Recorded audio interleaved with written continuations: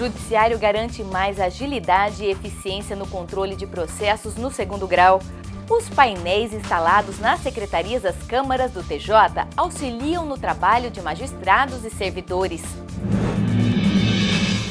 E a banda de rock cuiabana Strauss é destaque nesta edição de sexta-feira. Tudo isso e muito mais a partir de agora na TV.jus.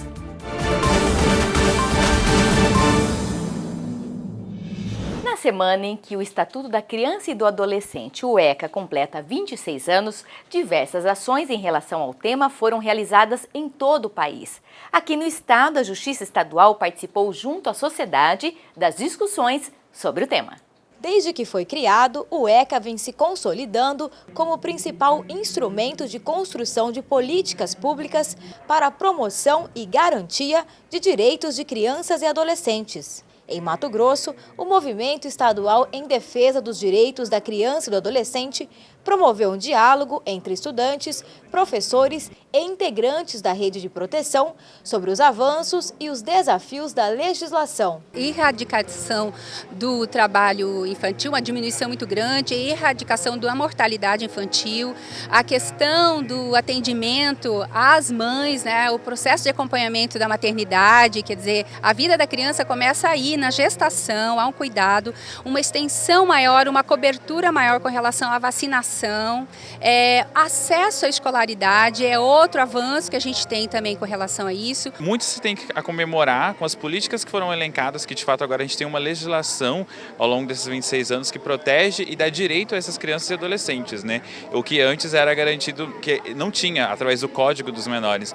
E aí, a partir de agora, esses avanços é que essas políticas sejam de fato efetivadas, né, para que essas crianças e adolescentes e os jovens tenham de fato acesso a elas. O juiz auxiliar da Corregedoria Geral da Justiça, Luiz Otávio Saboia, e que está à frente da Coordenadoria da Infância e Juventude, participou do evento e defendeu ainda que a redução da maioridade penal é um retrocesso civilizatório. Reduzir a maioridade penal é tomar o caminho mais curto. É deixar de cumprir o que o ECA estabelece. Acredito que essa é uma solução midiática, que essa é uma solução que ela precisa ser muito mais bem avaliada e questionada sem paixões, discutida sem paixões. Porque toda vez que nós discutimos maioridade penal, nós temos argumentos de paixões envolvidas em ambos os lados. E eu creio que a intenção, que o foco nessa discussão seja ser técnico, seja ser prático, seja de fato ser realista em razão das nossas estruturas que nós temos, o que nós fazemos e o que deveríamos fazê-lo. Painéis de controle de gestão de processos são implantados nas secretarias das câmaras do Tribunal de Justiça. A ferramenta, além de dar mais transparência, proporciona mais agilidade nos trâmites processuais.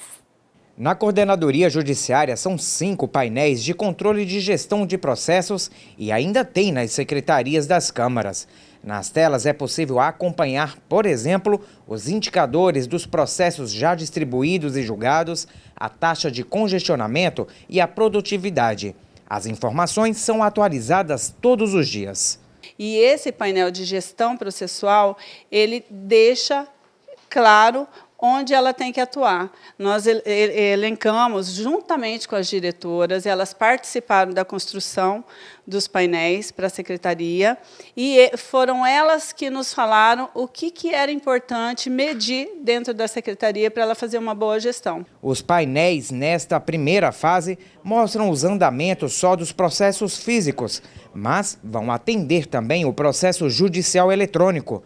A ferramenta foi desenvolvida pela Coordenadoria Judiciária. Essa gestão de processo ela já estava nos planos da administração. O planejamento estratégico ele contempla várias ações de melhoria, né, de aprimoramento de segunda instância. Então, a gente incluiu os painéis, esses projetos de gestão processual, dentro desse projeto de aprimoramento, que é, na verdade, uma ação do planejamento estratégico. A Secretaria da Primeira Câmara Civil é uma das unidades que utilizam os painéis. A Michele, que é diretora da secretaria, já notou a diferença no dia a dia de trabalho. O que antes a gente precisava entrar numa ferramenta, escolher uma opção de vista para advogado, colocar o período e fazer todo esse filtro, com o painel ele é muito mais rápido, visual e muito mais fácil. Foi excelente essa criação, essa ferramenta. E depois do intervalo, um bate-papo com o guitarrista Ricardo Sardinha, que conta sobre a trajetória e os planos da Banda Strauss. É um instante só.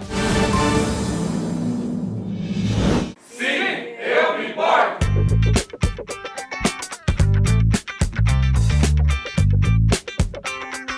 Sim, eu me importo. Sim, eu me importo! Sim, eu me importo. Sim, eu me importo! Eu me importo! Sim, eu me importo. Sim, eu me importo! Sim, eu me importo. Sim, eu me importo! Sim, eu me importo. Sim, eu me importo. Sim, eu me importo!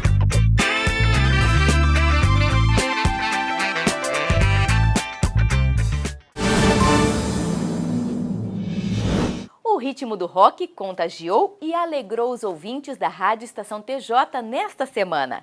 O guitarrista da Banda Strauss foi um entrevistado do quadro Estação da Arte. E é claro que nossa equipe registrou a visita. Com 25 anos de estrada, 3 CDs e um DVD gravados, o guitarrista Ricardo Sardinha, da Banda Strauss, uma das primeiras bandas de rock de Cuiabá, marcou presença na rádio do TJ, no quadro Estação da Arte. O músico contou como tudo começou. A banda começou em 1991. Nós 5, que até hoje, ainda tem 4 que são os integrantes iniciais, a gente estudava no São Gonçalo. Só que cada um tocava numa banda diferente. E aí se conhecia, um sabia, aí de repente eu fui morar nos Estados Unidos, comprei uma guitarra lá que era o máximo, que todo mundo achava legal, que no Brasil não podia ter. Né, era proibido, não tinha importação, nada, tal. Aí os caras, vamos fazer um som, vamos fazer um som. A gente começou a tocar junto. Os caras, eu, o Alexandre, o Serê, o Noni, o Léo, que são os integrantes da banda. E começou brincando, a gente só ia ensaiar, só ia tocar, sem pretensão. Nem show a gente achava que a gente tinha capacidade para fazer. O guitarrista lembrou de momentos que marcaram a carreira da banda, que tem como principal característica a mistura de estilo rock com rasqueado. O rasqueado surgiu muito por acaso com a banda. A gente foi convidado para fazer uma campanha política em 1994 e eles contrataram a gente para fazer vários shows e a coisa começou a não dar muito certo, porque Cuiabá, naquela época, não tinha muita cultura de ouvir rock. Aí os proponentes, os contratantes falaram, cara, é bom vocês começarem a tocar uma coisa mais popular, faz um rasqueado aí. A gente ficou meio com raiva na hora, assim, e falou, então nós vamos tocar rasqueado com guitarra distorcida, só para irritar os caras, achando que a gente ia irritar. E foi muito legal, fizemos vários shows e foi um sucesso, a galera adorava, virou uma coisa bem bacana, aí ficou a nossa marca até hoje. O 4º CD da banda está sendo produzido e vai ter a participação de outros artistas de Mato Grosso. Sardinha elogiou o quadro Estação da Arte, que tem como objetivo divulgar a cultura matogrossense. A web rádio é o futuro da rádio. Eu acho que as ondas da FM vão ficar assim, você ouvir no seu carro, no momento agora. Para mim, eu escuto muito mais a web rádio do que a FM. Então, eu me sinto muito honrado. E não tem como não elogiar. Eu acho que é o caminho. E democratizar, porque todo mundo hoje pode ter entre aspas, uma estação de rádio. Após o bate-papo com os ouvintes, o guitarrista foi recebido pelo presidente do Tribunal de Justiça, Paulo da Cunha. Incentivo e também de prestigiar a nossa cultura. A Banda Strauss tem 25 anos de existência, toca no Brasil todo, né? É convidada, então representa muito bem Cuiabá e o estado de Mato Grosso. E para o tribunal foi um prazer recebê-los aqui nesse dia.